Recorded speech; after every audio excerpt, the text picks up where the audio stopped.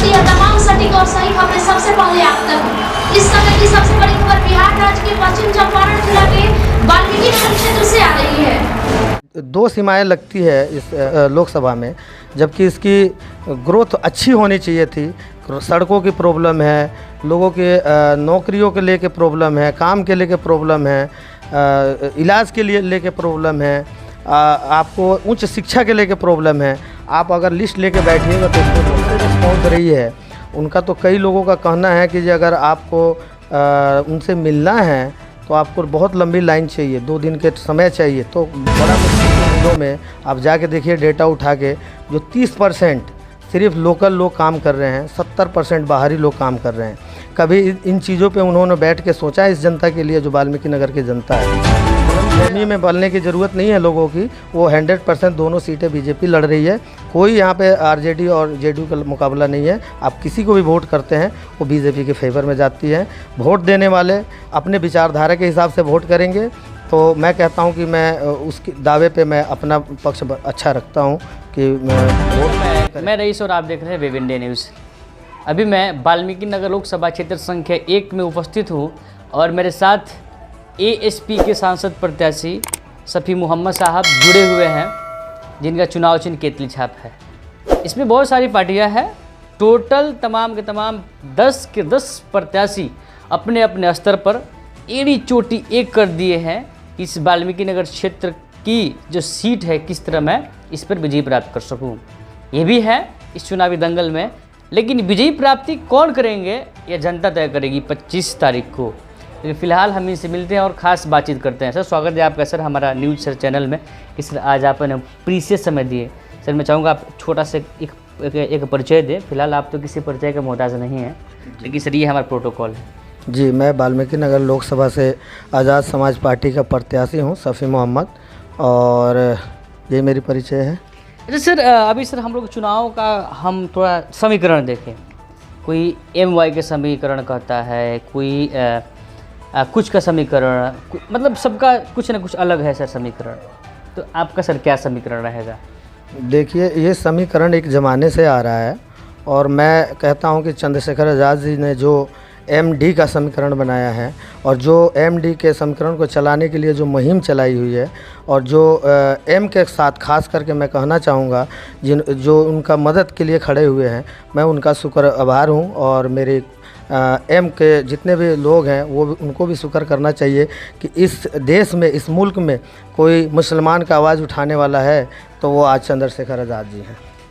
अच्छा सर, यहाँ पर राष्ट्रीय पार्टी भी है और राज्य स्तर पर भी पार्टी है। जैसे कि हम बात करें यहाँ पर क्षेत्रीय पार्टी हमारे JDU है, RJD है, इसमें भी BSP का एंट्री हो गया और भी सारी तमाम पार्टियाँ हैं। लेकिन ASP ही क्यों जनता चुने? अगर मैं कहूँ तो लगभग 15-17 साल लालू जी की सरकार रही है जो कि RJD की रही है, 20 साल नीतीश बाबू की सरकार रही है। बावजूद इसको जो बिहार का हालात है, ख़ास करके मेरे जो वाल्मीकि नगर का हालात है, अगर आप देखिएगा तो आप इस एरिया का भ्रमण कर रहे हैं, इस एरिया में आपको क्या ऐसी चीज़ दिखाई दिया जिसकी वजह से आप भी जाके लोगों को बीच में रख पाएँ जिस सरकार ने कुछ अच्छा किया है। दो सीमाएं लगती है लोकसभा में, जबकि इसकी ग्रोथ अच्छी होनी चाहिए थी। सड़कों की प्रॉब्लम है, लोगों के नौकरियों के लेके प्रॉब्लम है, काम के लेके प्रॉब्लम है, इलाज के लिए लेके प्रॉब्लम है, आपको उच्च शिक्षा के लेके प्रॉब्लम है। आप अगर लिस्ट लेके बैठिएगा तो इतनी बहुत सारी लिस्टें हैं जिस पे आप अगर चर्चा करना बैठ जाइएगा तो पूरे दिन निकल जाएगा इन चर्चों पे। लेकिन फिर भी इन्होंने क्या किया है इस जोर के देखते हुए जनता आज बदलाव के मूड में लगी है, जो कि आज वो दिख रहा है। एक तरफ हमारे पूर्व सांसद प्रत्याशी BSP से रहे, अभी एक उद्योगपति है, नाम मैं आपको बता दूं RJD की ओर से दीपक यादव जी। एक सांसद, पूर्व सांसद प्लस सांसद प्रत्याशी भी रहे सर। दो बड़े बड़े योद्धा आपके सामने खड़े हैं, किस प्रकार आप इनसे सामना कीजिएगा? क्या जनता आपको वोट देगी या आपको सपोर्ट क्या कर पाएगी?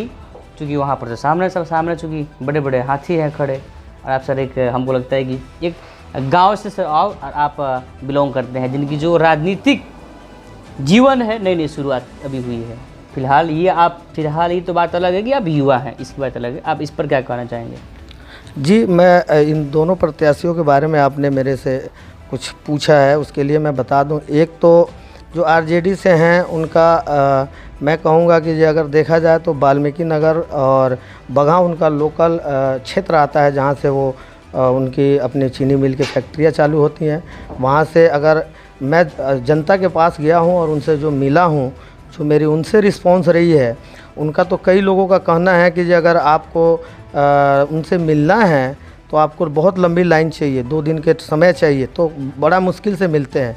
और मैं ये भी कहना चाहूँगा, अगर उन्होंने उस क्षेत्र में अपने उद्योग लगाई है तो क्या वहाँ के किसानों के लिए, वहाँ के युवाओं के लिए, वहाँ के गरीब लोगों के लिए कुछ सुविधा दिया है? आज वो कहते हैं कि मैं इलेक्शन लड़के ही पूरा करूँगा। मैं कहता हूँ आज उन चीनी मिलों में आप जाके देखिए, डेटा उठा के, जो 30% सिर्फ लोकल लोग काम कर रहे हैं, 70% बाहरी लोग काम कर रहे हैं। कभी इन चीज़ों पे उन्होंने बैठ के सोचा है इस जनता के लिए, जो वाल्मीकि नगर की जनता है? दूसरे आते हैं जेडीयू से हमारे जी सुनील कुशवाहा जी। मैं उनकी प्रति नाराज़गी देखा हूँ लोगों के बीच में। जो उनका बयान है कि जो लोग कहते हैं कि जो घरों से बाहर निकले नहीं, लोगों से मिले नहीं, और आज तक सरकार में रह के उन्होंने वाल्मीकि नगर के लिए क्या किया है, तो मैं कहता हूँ कि एक अच्छा अपॉर्चुनिटी है। चाहे चेहरा नया है, पार्टी नई है, लेकिन विश्वास लायक है। आप लोग अगर मेरे को सपोर्ट करते हैं तो मैं इन मुद्दों पर मैं खरा उतरूँगा। और मैं आपसे वादा करता हूं कि ये जो चीनी मिल है, 4-5 चीनी मिलें जो हैं, इनमें मैं 70% से लेके तक यहाँ के लोकल मज़दूर और लोकल वर्कर को यहाँ वहाँ पे दिलाने का काम करूँगा। सर, कल आपके पार्टी के राष्ट्रीय अध्यक्ष चंद्रशेखर आज़ाद जी का एक बहुत बड़ा जनसंवाद हुआ। वे अपना समय दिए साहू जैन, जो आपका फील्ड है लौरिया में, लेकिन सर वहाँ पर रास्ते में आप लोगों को कुछ समस्या उत्पन्न हो गई थी, जिसको लेकर काफ़ी बवाल हुआ अधिकारी से। सर कौन सी थी समस्या, ज़रा आप उसको बताइए। जी, मैं व्यक्तिगत कुछ चीज़ों पर ध्यान दूँ, एक वहीं का मसला नहीं है। अभी मैना टाड़ की कहानी है। मैना टाड़ से मुझे परमिशन अप्रूवल कराना था, जो कि 18 तारीख का था। तो वहाँ के कर्मचारी लोग भी बहुत हम लोगों के साथ मिसबिहेव किए। चूँकि बड़ी पार्टियां यहाँ ऑलरेडी चुनाव लड़ रही हैं, जो कि आरजेडी के खास करके नाम पे हमें परमिशन अलाउड नहीं किया गया, जिसके नतीजे हम लोगों को दूसरी जगह प्रोग्राम शिफ्ट करना पड़ा। एक तो हम लोगों को जबकि तेजस्वी जी का हवाला दिया गया कि उनका आने का प्रोग्राम है, जबकि ऐसा कोई प्रोग्राम लिस्टिंग नहीं था। कल हमारी जब रैली निकली तो प्रशासनिक कुछ अधिकारी थे जिन्होंने हमें गैर तरीके से, मतलब अगर हमारा ड्राइवर जो गाड़ी चला रहे थे, अगर वो अपने आप को कंट्रोल नहीं करते तो गाड़ी से पलट भी सकती थी, एक्सीडेंट भी हो सकती थी। उनको रोक के सिर्फ डिस्टर्ब करना था, और जिसके वजह से काफ़ी डिस्टर्ब भी हुआ, रोडों पे जाम भी लग गया। और इसके जवाब में हमारे जो मजबूत साथी हमारे राष्ट्रीय अध्यक्ष हैं, वो आके उनसे कम से कम 2 लफ्ज़ बताए, बात किए और उनको हिदायत दिए कि आप इन चीज़ों को मिसबिहेव मत कीजिए, कानून को गलत इस्तेमाल मत कीजिए, जो लोगों को परेशानियां हो। तो मैं कहता हूं कि बहुत सारी परेशानियां खड़ी की जा रही है हम लोगों के लिए, लेकिन जनता हम लोगों के साथ हैं और ऐसी परेशानियों से हम डरने वाले नहीं हैं। हम डट के मुकाबला करें। 25 तारीख को चुनाव है सर, और सबसे बड़ा सर फैक्टर ये है कि अभी एम है समीकरण में आपके, ये अभी असमंजस में लोग पड़े हुए हैं कि जाए तो किसके साथ जाए। क्योंकि पहले तो यह जेडीयू के साथ जाते थे, जो कि अब एनडीए में आ गए हैं प्रधानमंत्री के साथ, मोदी जी के साथ। हमको तो लगता है कि जहाँ तक कि उनके साथ जाएंगे नहीं। आरजेडी की सर हमने बात की, आरजेडी के जो भी प्रत्याशी हैं दीपक जादव जी, पहले इनका जो भी कार्यकाल रहा, खासकर जो समय दिए, ये भी बीजेपी में दिए सर। तो सर ये 2 बड़ी पार्टियां हैं इस क्षेत्र में, तो अब किन के साथ जाए सर, क्या कहना चाहेंगे आप इस पर? जी, मैं यही कहना चाहूँगा, जैसे कि आपने बताया कि 2 बड़ी पार्टियां चुनाव लड़ रही हैं, तो दोनों का उदाहरण भी दे चुका हूँ मैं। और मैं पर्सनल अगर आरजेडी के ऊपर बात करूँ तो दीपक यादव के बारे में जैसे आप जानते हैं, जनता जानती है, और मैं कहता हूँ जो नहीं जानते उनको जानना भी चाहिए उनके बारे में।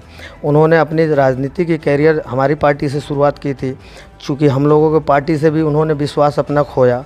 दूसरी, उन्होंने जो बाकी समय दिया वो प्रॉपर बीजेपी के लिए दिया। आज भी मैं दावे के साथ कहता हूँ कि आने वाले समय में अगर किसी बीजेपी को सरकार बनाने में आवश्यकता पड़ी तो बिल्कुल आरजेडी के कैंडिडेट मदद करेंगे उनके।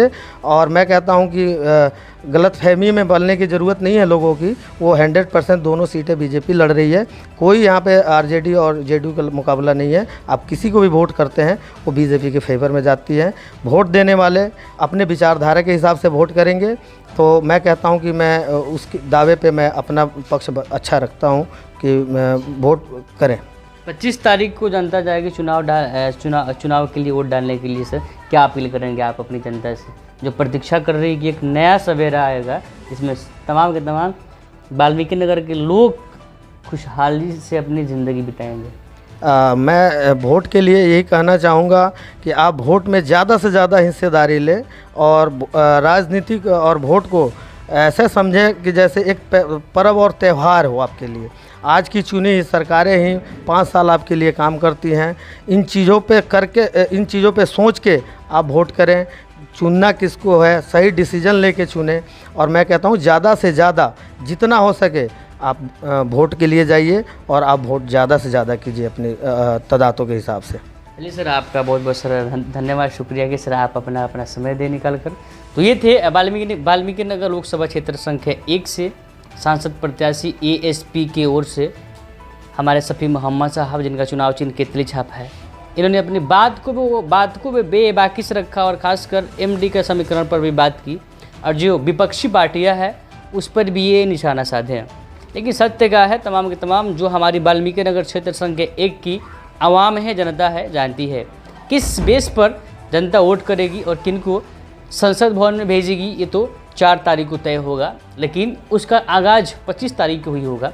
चलिए, तब तक के लिए नए अपडेट आने से पहले विजिट कीजिए हमारे चैनल। मैं रईसुल आजम, कैमरा पर्सन कलीम कुरैशी के साथ AB India news, 25 Champaran, Valmiki Nagar. जब मामला हो आपके सपनों का घर का तो समझौता कैसा? जी हाँ, अब आपका भी सपना होगा साकार। अब आपके शहर रामनगर में खुल गया है home care design and construction organisation, जहां आपको सभी प्रकार के मकान का 2D 3D नक्शा या फिर नक्शा बनवाना हो, नक्शा पास, सुपरविजन, सर्वे, अनुमानित लागत ब्यौरा, पुराना मकान नवीकरण, भवन सलाह, मेंटेनेंस, जमीन प्लॉटिंग एवं मकान संबंधित interior decoration, plumbing, electrical contractor, कारीगर इत्यादि के लिए रामनगर एवं अन्य जिले के लोग संपर्क करें। Home care design and construction organisation का पूरा पता है रामनगर नगर परिषद क्षेत्र के सगुनी मेन रोड, जिसके प्रोप्राइटर हैं इंजीनियर मसूद आलम, जिनका मोबाइल नंबर 9162052355। बेहतर उपचार, सुरक्षित परिवार, जब मामला हो सेहत का तो समझौता कैसा? जी हाँ, आपको सभी बीमारियों से निजात दिलाने के लिए खुल गया आपके शहर रामनगर में गुड हेल्थ क्लिनिक, जहां आपको आपके स्वास्थ्य के लिए मिलेगा 24 घंटे उपचार की सुविधा, जहां कम खर्च में डॉक्टर आई आलम के द्वारा मिलेगा बेहतर इलाज, जहां जोड़ दर्द, साइटिका, चोट, सूजन एवं टूटा फूटा प्लास्टर एवं ऑपरेशन की सुविधा, बुखार, खांसी, सर्दी, निमोनिया, दम फूलना, जलन होना, पेट, छाती, गुर्दा, लीवर, किडनी, प्रोस्टेट, पेशाब की थैली का उत्तम इलाज, महिलाओं के बच्चेदानी, मासिक गड़बड़ी, सफ़ेद पानी एवं ब्लड गिरना, लिकोरिया, गांठ हो जाना, बांझपन एवं पथरी के मरीज का 100% सफल इलाज। गुड हेल्थ क्लिनिक का पूरा पता है रामनगर नगर परिषद क्षेत्र के Narayanpur ward number 10 SN public school के समीप।